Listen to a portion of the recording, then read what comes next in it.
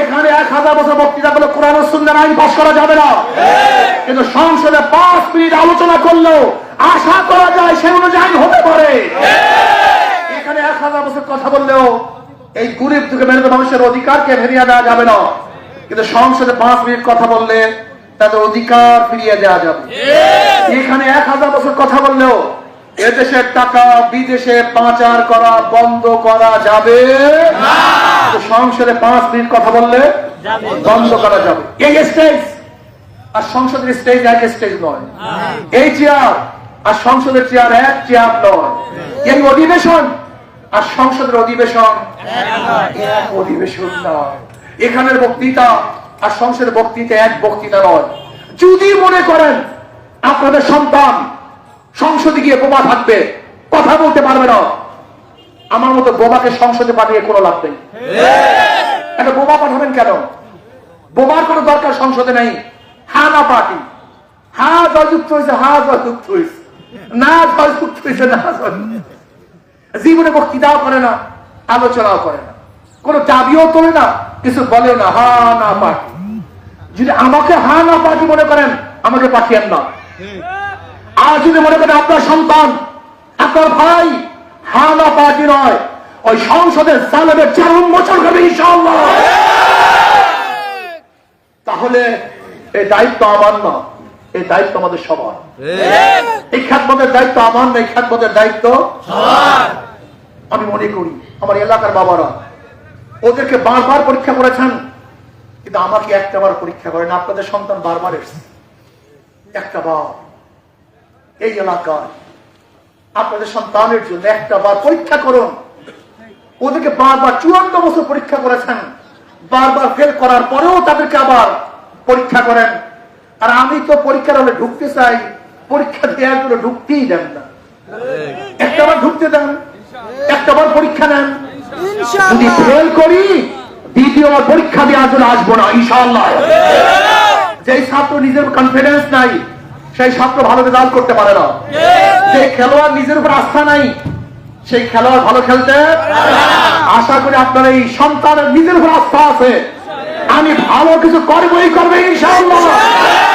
যদি সংসদে পাঠাতে পারেন ভালো কিছু করবই করবে ইনশাআল্লাহ, কোনো সন্দেহ নাই ইনশাআল্লাহ। অন্য মানুষের মধ্যে আমাকে মনে করিয়েন না। অন্য লিডারদের কাছে অন্য অন্য দলের প্রধানরা মোবাইল দেয় না, কিন্তু আপনার সন্তানের কাছে কিন্তু বাংলাদেশের সমস্ত প্রধানরাই মোবাইল দেয়। অন্য অন্য লিডাররা কিন্তু অন্যান্য বড় বড় লিডারদের সাথে বন্ধুত্ব সুলভ আচরণ করতে পারে না, কিন্তু আপনাদের সন্তান কিন্তু বাংলাদেশের সমস্ত লিডারদের সাথে বন্ধুত্ব সুলভ আচরণ করতে পারে। আমাকে আর সব লিডারের সাথে এক মনে করিয়েন না, আপনারা গুরুত্ব দেন অথবা নয় সেটা ভিন্ন কথা। আসুন একটা বারের জন্য, শুধু একটা বারের জন্য, দল মত নির্বিশেষে, আমি দল মত বুঝি না, আমি কোন দল বুঝি না, ব্যক্তি বুঝি না, আপনার এলাকার সন্তান একটা বারের জন্য এবার আমাকে পরীক্ষা করার জন্য সবাই রাজি আছেন ইনশাআল্লাহ? কি আমার রাজি আছেন সবাই ইনশাআল্লাহ? কি আমার মাশাআল্লাহ ভাইরা আপনাদের চুপচাপ রয়েছেন, ঘটনা কি বললাম না কিছু, যেটুকু চিনলেন না ভাও বোঝেন না, মিয়া দাঁড়ায় না আল্লাহ ভাষা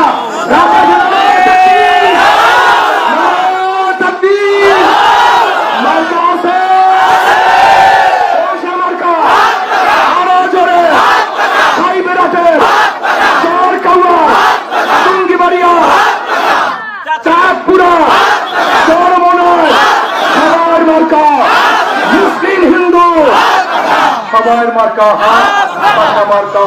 আল্লাহ আমাকে এবং আমাদের সবাইকে কবুল করে নেন। সুসংবাদ শোনেন, পাবলিক বলে আল্লাহ যদি কবুল করে নিরপেক্ষ নির্দলীয় গ্রহণযোগ্য নির্বাচন হয়, হাত পাখা আপনাদের সন্তান এবার ইনশাআল্লাহ বিপুল ভোটে বিজয় হবে ইনশাআল্লাহ। সবাই কবুল করেন। আসলে আগামী 9 তারিখ, আগামী 9 তারিখ বিকাল 3টায় বরিশালে ঈদগাহ ময়দানে আমাদের ইনশাআল্লাহ ব্যাপক গণসংযোগ হবে। একজন লোক যেন মুহিব্বিন মুতাকিদিন ভোটার সমর্থক একজন যদি বাকি না থেকে সবাই আল্লাহ আরো ভালো থাকার তৌফিক দান করে। নির্বাচন আসছে, নির্বাচন আগেও হয়ে গেছে, আল্লাহ হায়াতে বাঁচিয়ে রাখলে ভবিষ্যতেও নির্বাচন হবে।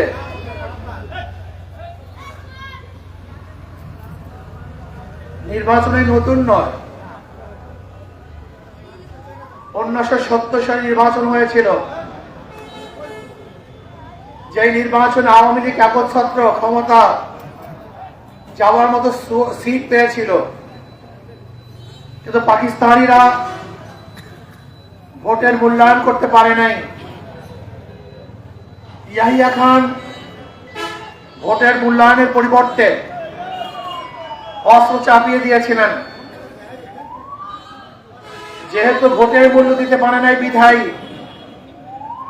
এদেশের মানুষের কাছে যা কিছু ছিল তা নিয়ে ঝাঁপিয়ে পড়ে দেশকে স্বাধীন করেছিল। স্বাধীনতার স্লোগান ছিল কি ছিল?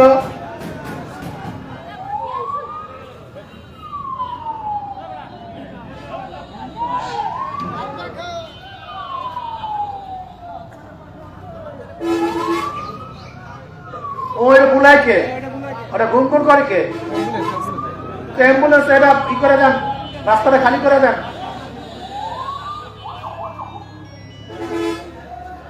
ভাই রাস্তাটা একটু খালি করে দেন।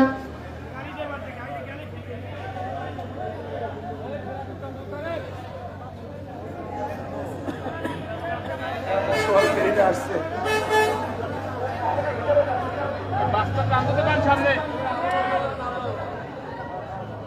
রাস্তা খালি করেন, গাড়ি যাক।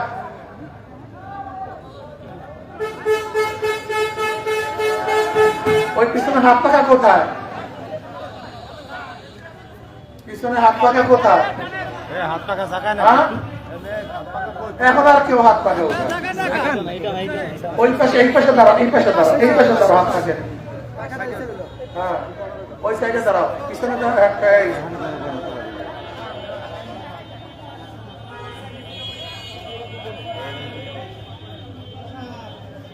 নির্বাচন 70 নির্বাচনের পরে এদেশ আমরা স্বাধীন করেছিলাম। ভেবেছিলাম সাম্য, মানবিক মর্যাদা, সামাজিক ন্যায় বিচার প্রতিষ্ঠিত হবে। স্বাধীনতার স্লোগান ছিল 3টা: সাম্য, মানবিক মর্যাদা, সামাজিক ন্যায় বিচার।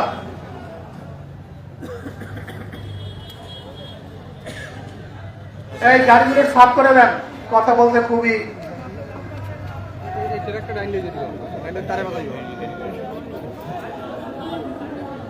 ওই বাসটা পাঠাবেন না, বাসটা চলে যান। এই বাসটা চলে যান, বাসটা সামনে যান।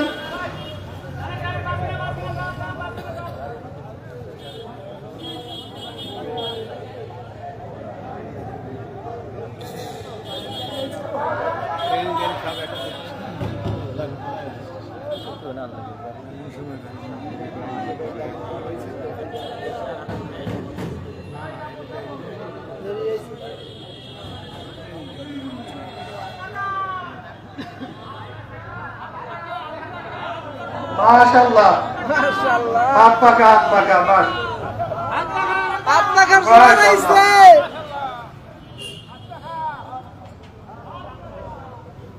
এবার ক্লিয়ার হবে আলহামদুলিল্লাহ। এবার আলহামদুলিল্লাহ একটু রাস্তা ফাঁক করেন, এবার ক্লিয়ার হবে। আমরা যেটা বলতেছিলাম, 72-এর সংবিধান রচিত হয়েছিল, 73 নির্বাচন হয়েছিল, 75-এ শেখ সাহেব বিদায় হন, 75-এ জিয়াউর রহমান সাহেব ক্ষমতা বসেন, 79 সনে নির্বাচন হয়। নির্বাচনে জিয়াউর রহমান সাহেব ক্ষমতায় আসেন আবারও, এরপরে তিনি বিদায় হন।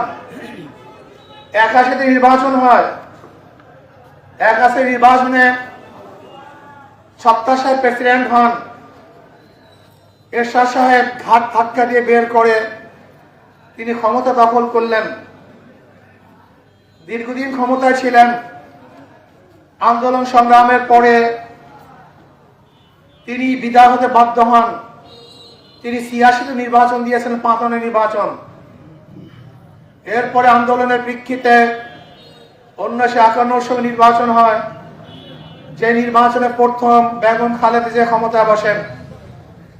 ভেবেছিলাম এইবার মানুষ শান্তি পাবে, মুক্তি পাবে, যেহেতু পুরুষরা পারে নাই, এই প্রথম বাংলার জমিনে মহিলা নেতৃত্ব আসছে, এবার মানুষ শান্তি পাবে, মুক্তি পাবে।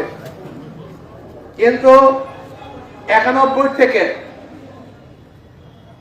৯৬ পর্যন্ত এই ৫ বছরে এই দেশ দুর্নীতিতে ৪ বার চ্যাম্পিয়ন হয়েছে। কয়বার? কয় বছরে? 5 বছরে।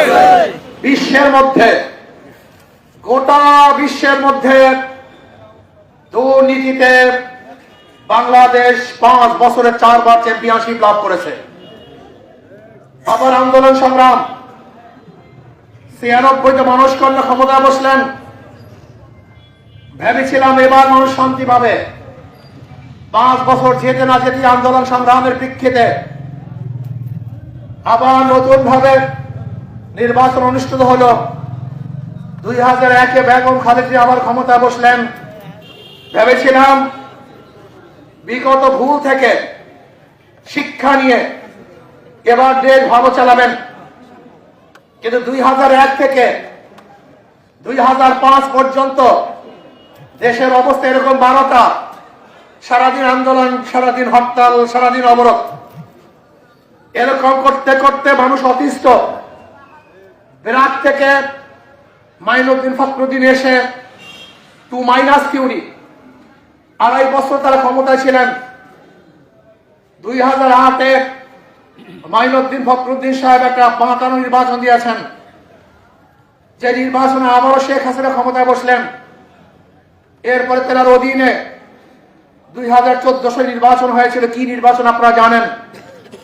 তার অধীনে নির্বাচন হয়েছিল ২০১৮, তার অধীনে নির্বাচন হয়েছে ২০২৪।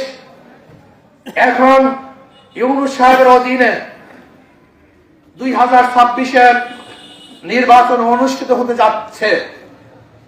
কিন্তু আমার প্রশ্ন হলো, নির্বাচন বারবার হয়েছে, আমরা ভোট দিয়েছি বা ভোট দেই নাই, সরকার পরিবর্তন হয়েছে, সরকার আসছে, কিন্তু এই জনগণের ভাগ্যে কি পরিবর্তন হয়েছে, কি পেয়েছি, কি হারিয়েছি, এই অঙ্ক কষার সময় এখন এসছে। কি কথাটা বুঝতে পারি না? দূরের কথা বাদ দেন, আমি আমার এলাকার বন্ধুদেরকে বলবো, যাদের মাথায় ঘিলু আছে, যাদের মাথা বিক্রি করে দিয়েছেন, তাদের কাছে বক্তব্য নাই।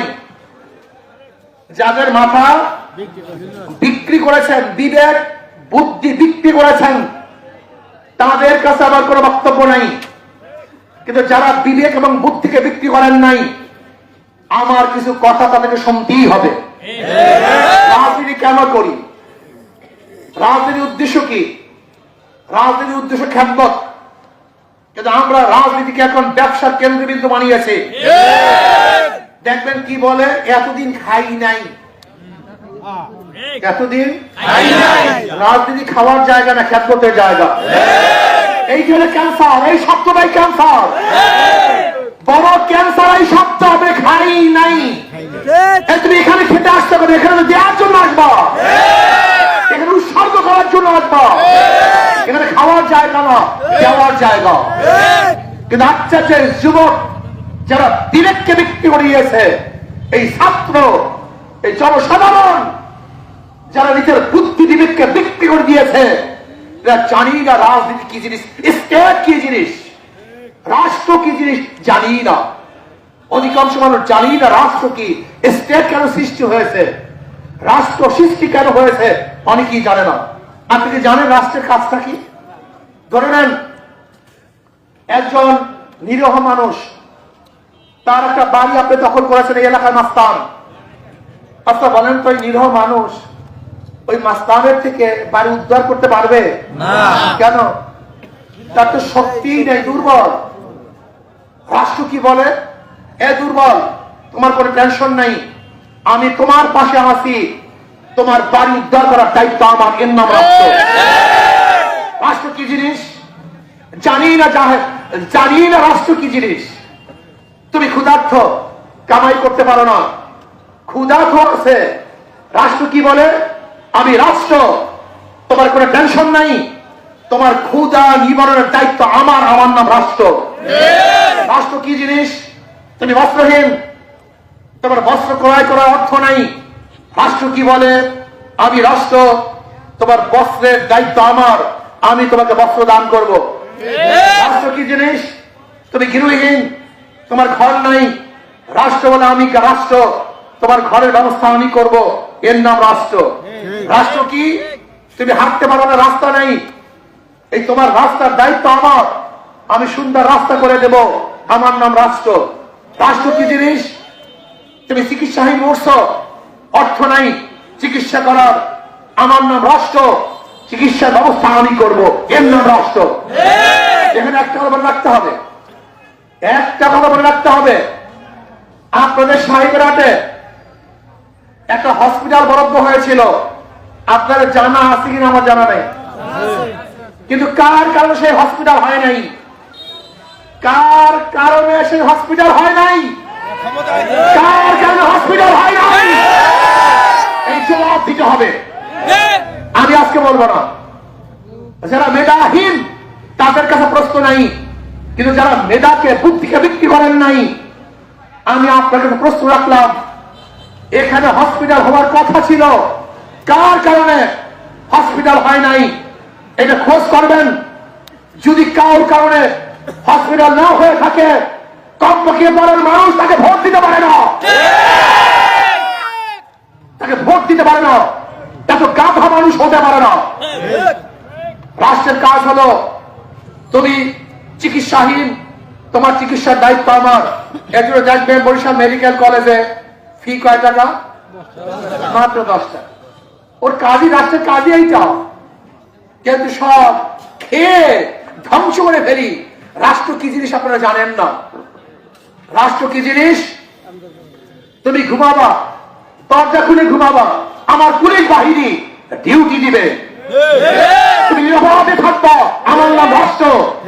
আর এখন রাষ্ট্র, তুমি যদি ঘুমাতে না পারো, আমি প্রশাসন, তোমার বান্ধে কেস না থাকলে আমি কেস করে জেলে ঢুকে দেবো, আমার নাম রাষ্ট্র। এই রাষ্ট্র, এর নাম রাষ্ট্র? হ্যাঁ, জানি না রাষ্ট্র কি জিনিস। প্রশাসন ছিল আমাকে নিরাপত্তা দেওয়ার জন্য, এখন প্রশাসন কি করে? খন্ত, হ্যাঁ, যার বিরুদ্ধে কেস নাই, মামলা নাই, লড়াই। সাহেবরাদের ওসি সাহেবকে বলবো, সাহেবরাদের দারোগাকে বলবো, যদি কার বিরুদ্ধে কেস না থাকে, ওয়ারেন্ট না থাকে, যদি আপনার বাহিনী কাউকে অ্যারেস্ট করে, আমি ওই থানা ঘেরাও করবো ইনশাআল্লাহ। একটা বলে গেলাম, যাদের অ্যারেস্ট নাই, ওয়ারেন্ট নাই, তাকে যেন গ্রেফতার না করে, এটা রাষ্ট্র না। রাষ্ট্রের দায়িত্ব মানুষকে মুক্তি দেওয়া, রাষ্ট্রের দায়িত্ব কাউকে অবৈধভাবে জেলে ঢুকানো, এটা রাষ্ট্রের দায়িত্ব না। রাষ্ট্র চিনেন না, চিনবেন কিভাবে? জীবনভর নেতারা তো গাঁজা ধরায় গেছে, জন্মের মতো গাঁজা খাওয়া, গাঁজা গাঁজা খাইয়া মেন্টাল হ, পাগল হ, আর আমার পিছনে বলদের মতো ঘোর। বুদ্ধি থাকবে কিভাবে?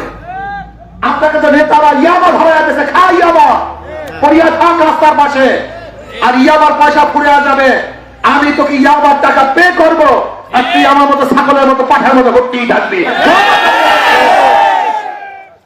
নে মদের বোতল, মদ খা, নে জুয়া খেল, নে অস্ত্র, অস্ত্র মামলায় থাকবি, কেস থেকে তোর বাবাই তো বাঁচাবে, আর কে বাঁচাবে? অস্ত্র দিছে আমি, ঢুকাইছো আমি, এখন পাঠার মতো ঘুরবি আমার পিছনে, লড়াবো আমি, বাস। এই হলো রাজনীতি, এই হলো রাজনীতি। আজকে গরিবদের অবস্থাটা কি? গরিবরা জানি না রাষ্ট্র কি জিনিস, রাজনীতি কি জিনিস। যাই হোক, বেশি বক্তব্য দেব না। বক্তব্য দেওয়ার কিছু নাই, আমি শুধু একটা কথা বলতে চাই। সরোয়ার ভাই এখানে বারবার এমপি ছিলেন, হুইপ ছিলেন, মেয়র ছিলেন, কি করেছেন কি করেন নাই, এই এলাকার জন্য কি করেছেন কি করেন নাই সব আপনারা জানেন। যদি দ্বিতীয়বার তাকে আবার আপনারা ভোট দেন আমার কোনো আপত্তি নেই, কেন মানুষ তো এরা কখন কি সিদ্ধান্ত নেয় ওই আল্লাহই ভালো জানে, আমার কোনো আপত্তি নেই। কিন্তু আমার প্রশ্ন, কি পেয়েছেন কি হারিয়েছেন এই বিবেচনা আপনাদের করা উচিত। হসপিটাল কেন হয় নাই, কার জন্য হয় নাই, সেই প্রশ্ন এই এলাকার মানুষের তোলা উচিত। অবশ্যই সেই প্রশ্ন তোলা উচিত, তোলা উচিত কি উচিত না? অবশ্যই তোলা উচিত, সেই প্রশ্ন তোলা উচিত। বাকি আমি বারবার এসেছি, আপনারা আমাকে এলাকার জিজ্ঞাসা নেই, পছন্দ করেন নেই, আমার কোন আপত্তিও নেই। কেন? 2-1 এমপি কে আল্লাহ পাক সম্মান ইজ্জত দিয়েছে, তাতে কম দেয় নেই। খেয়ে পরে ভালো থাকার জন্য যে অর্থের প্রয়োজন আল্লাহ যথেষ্ট দিয়েছে। বর্তমান এখানে আসছেন কেন? সম্মানের দরকার নাই, অর্থের প্রয়োজন নেই, আসছেন কেন? একটা প্রশ্ন আছে কি নেই? কেন আসছে? এখানে আমি 1000 বছর বক্তৃতা দিলেও আইন হবে না, কিন্তু সংসদে 5 মিনিট বক্তৃতা আইন হয়ে যাবে। এখানে 1000 বছর বক্তৃতা করলে কোরআন ও সুন্নাহর আইন পাস করা যাবে না, কিন্তু সংসদে 5 মিনিট আলোচনা করলেও আশা করা যায় সেই অনুযায়ী আইন হতে পারে। এখানে 1000 বছর কথা বললেও এই গরিব থেকে মেহনত মানুষের অধিকারকে ফিরিয়ে দেওয়া যাবে না, কিন্তু সংসদে 5 মিনিট কথা বললে তাদের অধিকার ফিরিয়ে দেওয়া যাবে। এখানে 1000 বছর কথা বললেও এদেশের টাকা বিদেশে পাচার করা বন্ধ করা যাবে না, সংসদে 5 মিনিট কথা বললে বন্ধ করা যাবে। এই স্টেজ আর সংসদের স্টেজ এক স্টেজ নয়, এই চেয়ার আর সংসদের চেয়ার এক চেয়ার নয়, এই অধিবেশন আর সংসদের অধিবেশন এক অধিবেশন নয়, এখানের বক্তৃতা আর সংসদের বক্তৃতা এক বক্তৃতা নয়। যদি মনে করেন আপনাদের সন্তান সংসদে গিয়ে বোমা থাকবে, কথা বলতে পারবে না, আমার মতো বোমাকে সংসদে পাঠিয়ে কোনো লাভ নেই। একটা বোমা পাঠাবেন কেন? বোমার কোনো দরকার সংসদে নেই। হা না পার্টি, হা জয়যুক্ত হয়েছে, হা জয়যুক্ত হয়েছে, না জয়যুক্ত হয়েছে, না জীবনে বক্তৃতাও করে না, আলোচনাও করে না, কোনো দাবিও তোলে না, কিছু বলেও না, হা না পার্টি। যদি আমাকে হা না পার্টি মনে করেন আমাকে পাঠিয়েন না। আর যদি মনে করেন আপনার সন্তান আপনার ভাই হা না পার্টি নয়, ওই সংসদের জালেমের 4 উন্মোচন হবে ইনশাআল্লাহ। তাহলে এই দায়িত্ব আমার না, এই দায়িত্ব আমাদের সবার। এই খ্যাতমতের দায়িত্ব আমার না, এই খ্যাতমতের দায়িত্ব সবার। আমি মনে করি আমার এলাকার বাবারা ওদেরকে বারবার পরীক্ষা করেছেন, কিন্তু আমাকে একটাবার পরীক্ষা করেন। আপনাদের সন্তান বারবার এসছে, একটা বার এই এলাকায় আপনাদের সন্তানের জন্য একটা বার পরীক্ষা করুন। ওদেরকে বারবার 54 বছর পরীক্ষা করেছেন, বারবার ফেল করার পরেও তাদেরকে আবার পরীক্ষা করেন। আর আমি তো পরীক্ষার হলে ঢুকতে চাই, পরীক্ষা দেওয়ার জন্য ঢুকতেই দেন না। একটাবার ঢুকতে দেন, একটাবার পরীক্ষা নেন, যদি ফেল করি দ্বিতীয়বার পরীক্ষা দেওয়ার জন্য আসবো না ইনশাআল্লাহ।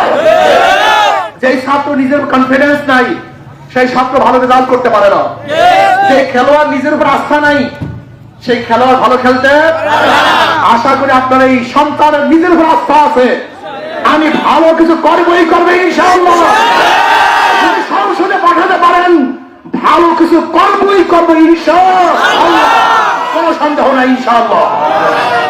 অন্যান্য মানুষের মধ্যে আমাকে মনে করিয়েন না, অন্য লিডারদের কাছে অন্যান্য দলের প্রধানরা মোবাইল দেয় না, কিন্তু আপনার সন্তানের কাছে কিন্তু বাংলাদেশের সমস্ত প্রধানরাই মোবাইল দেয়। অন্যান্য লিডাররা কিন্তু অন্যান্য বড় বড় লিডারদের সাথে বন্ধুত্ব সুলভ আচরণ করতে পারে না, কিন্তু আপনাদের সন্তান কিন্তু বাংলাদেশের সমস্ত লিডারদের সাথে বন্ধুত্ব সুলভ আচরণ করতে পারে। আমাকে আর সব লিডারের সাথে এক মনে করিয়েন না, আপনারা গুরুত্ব দেন অথবা নাই সেটা ভিন্ন কথা। আসুন একটা বারের জন্য, শুধু একটা বারের জন্য, দল মত নির্বিশেষে, আমি দল মত বুঝি না, আমি কোন দল বুঝি না, ব্যক্তি বুঝি না। আপনার এলাকার সন্তান একটা বারের জন্য এবার আমাকে পরীক্ষা করার জন্য সবাই রাজি আছেন ইনশাআল্লাহ? কি আমার বাবা একটা বারের জন্য রাজি আছেন সবাই ইনশাআল্লাহ? কি আমার মাশাআল্লাহ ভাই আপনাদের চুপচাপ রয়েছেন, ঘটনা কি বললাম না কিছু? এতক্ষণ চিল্লেন না, ভাও বোঝেন না মিয়া, দাঁড়ায় না আল্লাহ মাশা